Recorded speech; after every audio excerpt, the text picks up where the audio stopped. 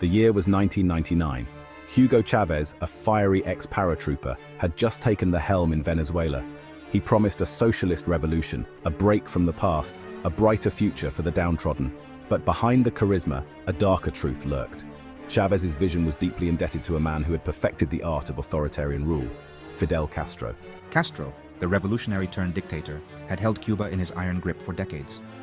He had crafted a system of control that relied on crushing dissent and keeping the population just hungry enough to obey. Chávez, enamored by Castro's model, saw in it a blueprint for his own ambitions. Chávez's embrace of Castro was more than ideological. It was strategic. Castro, isolated and economically crippled by decades of US sanctions, saw in Chávez a lifeline. Venezuela, with its vast oil reserves, represented an economic and political lifeline.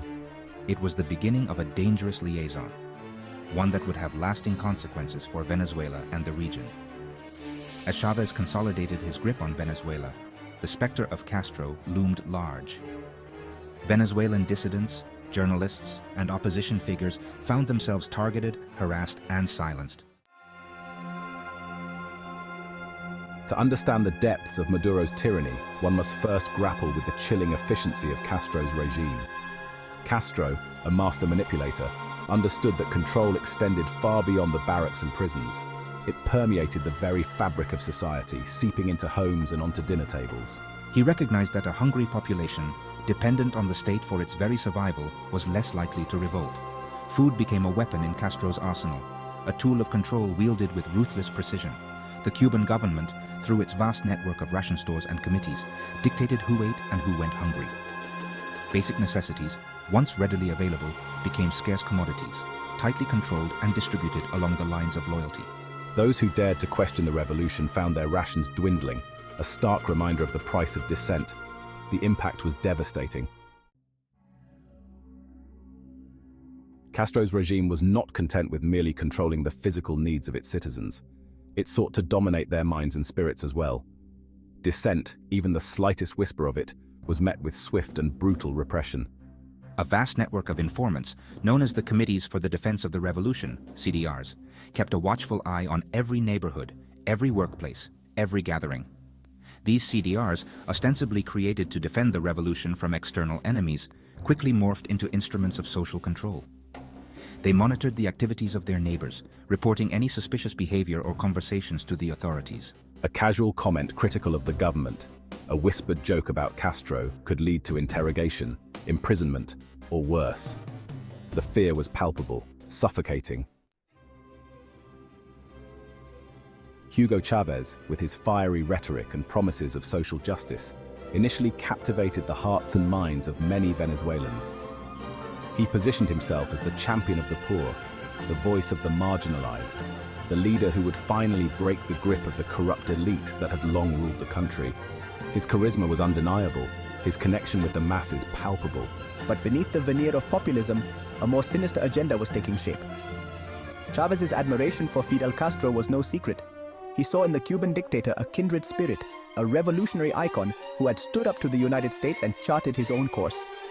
Chávez made no secret of his desire to emulate Castro's model in Venezuela to create a socialist utopia in his own image.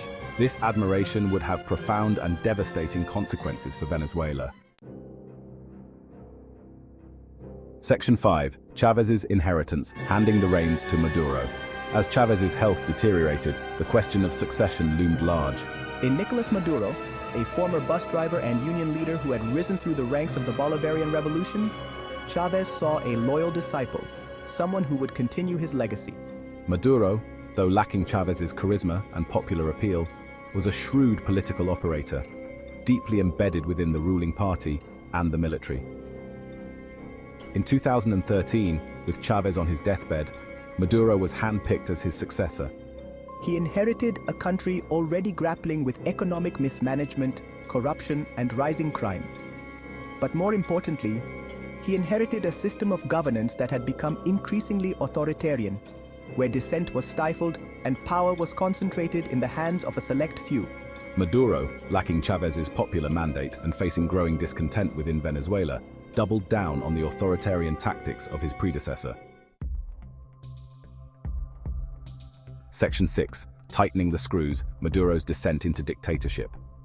With each passing year, Maduro's grip on Venezuela tightened, his rule becoming more brazenly authoritarian. He stacked the Supreme Court with loyalists, effectively neutralizing any remaining checks and balances on his power. He used the intelligence services and paramilitary groups known as colectivos to intimidate, harass, and silence his opponents. Elections, once a hallmark of Venezuela's democracy, became a charade, a carefully orchestrated performance designed to give the illusion of legitimacy to Maduro's rule.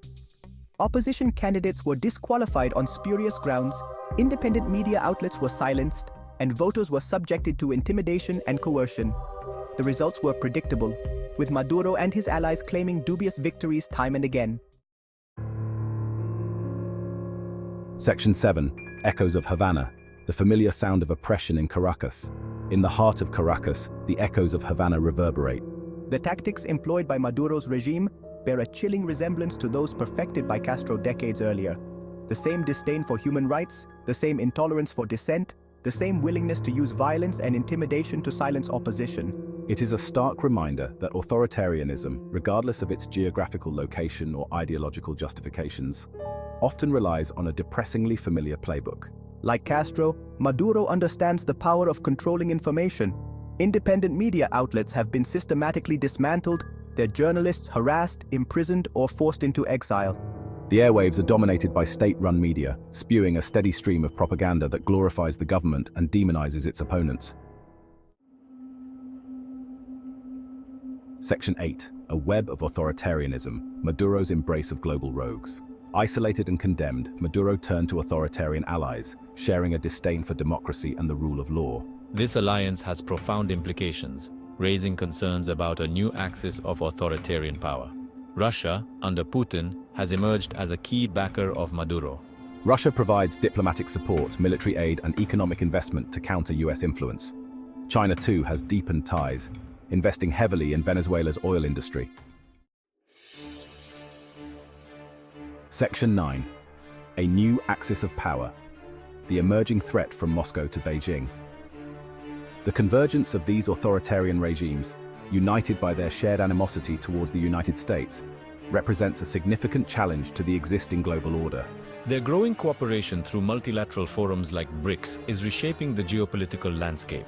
This new axis of authoritarianism poses a multifaceted threat to the United States and its allies. Economically, they seek to undermine the US dollar and promote alternative trading systems. Militarily, they are cooperating on arms sales, joint exercises, and intelligence sharing. This alliance promotes an alternative vision of world order based on authoritarianism and state control. Section 10. A silent war. Unraveling the economic and political threats. The alliance between Maduro and his authoritarian patrons is not merely a matter of geopolitical posturing. It represents a clear and present danger to the United States, posing both economic and political threats that, while often operating beneath the surface, have the potential to undermine American interests and destabilize the region. This silent war, waged through a combination of economic sabotage, political subversion, and information warfare, demands a nuanced understanding and a strategic response. On the economic front, Venezuela, under Maduro's rule, has become a hub for illicit activities, including drug trafficking, money laundering, and illegal mining. These activities, often carried out with the complicity of corrupt officials and the tacit support of Maduro's foreign backers, generate billions of dollars in revenue, enriching the regime and its cronies while further destabilizing the region. Moreover, Venezuela's strategic location, with its extensive Caribbean coastline and proximity to key shipping lanes, makes it an ideal staging ground for activities that could disrupt global trade and energy flows.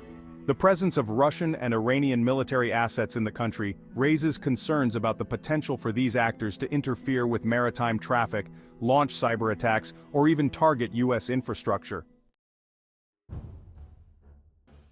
Section 11. A call to action, confronting the shadows of tyranny. The situation in Venezuela, while dire, is not without hope. The Venezuelan people, despite facing immense hardship and repression, have shown extraordinary courage and resilience in their struggle for freedom. They have taken to the streets in peaceful protest, risking their lives to demand democracy and the restoration of their fundamental rights. Their bravery serves as a powerful reminder that the desire for freedom is universal and cannot be extinguished by even the most brutal of regimes. The international community has a moral obligation to stand with the Venezuelan people in their hour of need. This requires a multi-pronged approach that combines diplomatic pressure, economic sanctions, and humanitarian assistance. Diplomatically, the United States and its allies must continue to isolate the Maduro regime, exposing its human rights abuses, electoral fraud, and links to criminal networks.